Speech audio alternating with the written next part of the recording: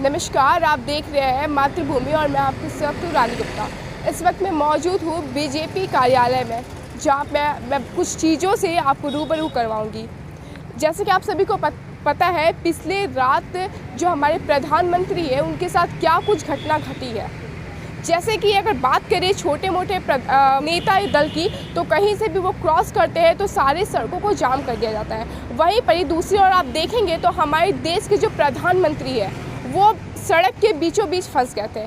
लेकिन शर्म की बात है कि पंजाब में जो रहते हैं वहाँ के मुख्यमंत्री वो तक उनका कॉल रिसीव नहीं किए। अब क्या थी इसके पीछे की वजह, या फिर कुछ सोचा समझा साजिश था? आइए जानते हैं यहाँ पे मौजूद मीडिया प्रभारी से उनका क्या कुछ कहना है। कल प्रधानमंत्री पंजाब के दौरे पर गए थे और ऐसे में वापस आते टाइम उनके काफिले को रोक दिया गया। इस पर आप क्या कहेंगे? नहीं, वापस आते वक्त नहीं, उनको जिस कार्यक्रम में जाना था जी। उसी में वो शरीक नहीं कर सके। हाँ। और इसके पीछे जो चीज़ें सामने आई हैं और जो स्पष्ट है कि ये सुनियोजित तरीके से राज्य सरकार की जानकारी में और पूरी तरह से राज्य सरकार के सह पर यह जो दुर्भावना से प्रेरित होकर के जो प्रधानमंत्री के खिलाफ ये कार्यक्रम किया गया और जिसमें प्रधानमंत्री जी को वापस आना पड़ा, ये देश के इतिहास में सबसे शर्मनाक घटना है। और पहली बार ऐसा हुआ है कि किसी प्रधानमंत्री के साथ और इस प्रकार का व्यवहार किया गया हो और उनको सभा में जाने से रोका गया है। ये एक प्रकार से लोकतंत्र का पूरी तरह से गला घोटने जैसा है। और जो सरकार वहाँ चल रही है उसका यही इतिहास रहा है, उसने लोकतंत्र का बार बार गला घोटा है। इसलिए ऐसे सरकार को सबक सिखाया जाना चाहिए। जो दोषी पदाधिकारी हैं उनको दंडित किया जाना चाहिए, और नहीं तो ऐसे सरकार का बने रहना उस राज्य के लिए और देश के लिए बहुत ही घातक है। लोकतंत्र के लिए यह बहुत ही गलत परंपरा की शुरुआत हो रही है और इस पर अविलंब रोक लगाई जानी चाहिए। केंद्र सरकार को भी इस पर पहल करनी चाहिए और बाद में इस प्रकार की घटनाओं की पुनरावृत्ति नहीं हो, इसके लिए सख्त कदम उठाए जाने चाहिए। आपको क्या लगता है कि इसमें कांग्रेस की सोची समझी साजिश थी कि जिस तरह से ये पूरी घटना हुई है? मैंने पहले ही कहा कि जो सरकार वहाँ चल रही है उसके बिना सह के बिना उसके तवज्जो के इस प्रकार की बात नहीं हो सकती है। प्रधानमंत्री की सुरक्षा में कई लेयर की सुरक्षा होती है, उसमें राज्य पुलिस की भी भूमिका है।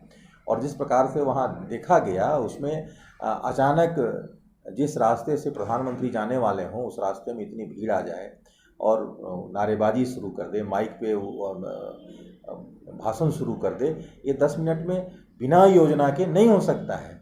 कहीं न कहीं से प्रधानमंत्री के रूट को लीक कराया गया, लीक करा करके इस प्रकार की योजना बनाई गई और ये प्रधानमंत्री को ऐसा करने के लिए, ऐसा उनके साथ व्यवहार करने के लिए ऐसी रचना बनाई गई सुनियोजित तरीके से।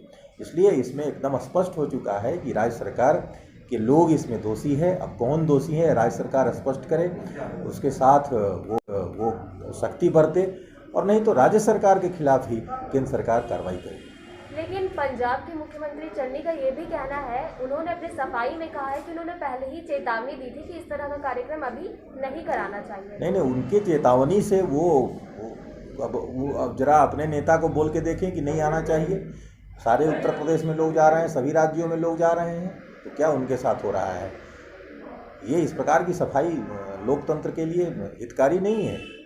इसलिए ये कहना है कि उनको पहले ही प्रधानमंत्री को वो डिक्टेट नहीं कर सकते हैं। प्रधानमंत्री देश के किसी हिस्से में सभा करने के लिए जा सकते हैं और वो कोई पहली बार नहीं जा रहे हैं। पंजाब की जनता उनकी भी जनता है और वहाँ पे उनके साथ इस प्रकार का ये किया जाना, प्रोटोकॉल तोड़ते हुए, प्रोटोकॉल के खिलाफ जा करके सुरक्षा में सेंधमारी की जाए, ये बहुत ही घातक हुआ है और पूरे भारतीय जनता पार्टी आक्रोशित है, इसके खिलाफ आंदोलन कर रही है। हम आज पूरे प्रदेश में भारतीय जनता पार्टी का कार्यकर्ता विशाल जुलूस निकालेंगे। महिलाएं प्रधानमंत्री की सुरक्षा के लिए महिला मोर्चा के लोग महामृत्युंजय का जाप कर रहे हैं। हम सब प्रधानमंत्री के लिए प्रार्थना कर रहे हैं कि वो सुरक्षित रहें, जो उनके ऊपर इस प्रकार की बाधाएं आ रही हैं उससे वो बच करके देश की सेवा लंबे समय से करें, तब तक करते रहें।